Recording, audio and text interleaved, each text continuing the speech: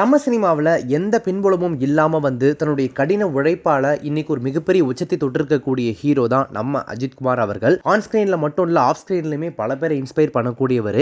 அவருடைய நடிப்பில் 1999 ரிலீஸ் ஆன திரைப்படம் தான் ஆனந்த பூங்காற்று. இந்த திரைப்படத்தில் நடிகர் கார்த்திக் ஒரு முக்கியமான கெஸ்ட் ரோல் பண்ணியிருப்பாரு. இந்த திரைப்படத்தை இப்போ பல முக்கியமான கதாபாத்திரங்களை நடிச்சிட்டு வந்துட்டு இருக்கக்கூடிய நடிகர் ராஜ் கபூர் அவர் தான் டைரக்ட் பண்ணியிருப்பாரு. இந்த திரைப்படத்தை காஜா மொய்தீன் அப்படின்றவர் தயாரிச்சிருப்பாரு. ஆனந்த பூங்காற்றை பட ஷூட்டிங் சமயத்தில் அஜித்குமார் அவர்கள் கூட நடந்த ஒரு சுவாரஸ்யமான விஷயத்தை இப்ப ரீசெண்டா இன்டர்வியூல தயாரிப்பாளர் காஜா மொய்தீன் ஷேர் பண்ணிருக்காரு. என்ன சொல்லிருக்காரு அப்படின்னா, ஆனந்த பூங்காற்றை படத்துக்கு அஜித் கிட்ட கால் ஷீட் கேட்க போனா அங்க தெலுங்கு ப்ரொடியூசர் ஒருத்தர் அஜித்குமாரை செம்மையா திட்டிட்டு இருந்தாரு. அஜித் சார் அவர் திட்டு அங்க உட்கார்ந்து அழுதுட்டு இருந்தாரு. எங்களுக்கே அந்த சிச்சுவேஷன் பாக்குறதுக்கு ரொம்ப சங்கடமா இருந்துச்சு. நாங்க பொறுமையா வெயிட் பண்ணிட்டு இருந்தோம். அந்த தெலுங்கு ப்ரொடியூசர் அஜித்குமாரை பயங்கரமா திட்டிட்டு அங்கேருந்து கிளம்பி போயிட்டாரு. அந்த ப்ரொடியூசர் போனதுக்கு அப்புறமா அங்கிருந்து கண்ணெல்லாம் தொடச்சுக்கிட்டு என்கிட்ட வந்த அஜித், எனக்கு கொஞ்சம் கடன் இருக்கு சார், எனக்கு 22 லட்சம் கிடைக்குமா அப்படின்னு என்கிட்ட கேட்டாரு. அடுத்த நாளே எதை பத்தியும் யோசிக்காம அவருக்கு சிங்கிள் பேமெண்டா அந்த 22 லட்சத்தை கொடுத்தோம். அந்த சமயத்துல அவருக்கு முதுகுல ஆபரேஷன் பண்றதுக்கு ஒரு சிச்சுவேஷன் வந்துருச்சு. அவர் அதுக்காக போயிட்டாரு. எங்களால வெயிட் பண்ண முடியாது அப்படின்றதுனால அவர் நடிக்க இருந்த கேரக்டர்ல பிரசாந்த் நடிக்க வச்சு ஆனந்த பூங்காற்று திரைப்படத்தை நாங்க ஸ்டார்ட் பண்ணிட்டோம். அது சம்பந்தப்பட்ட விளம்பரத்தை நாங்க நியூஸ் பேப்பர்லயும் கொடுத்துட்டோம். அந்த விளம்பரத்தை நியூஸ் பேப்பர்ல அஜித் பார்த்திருப்பாரு போல.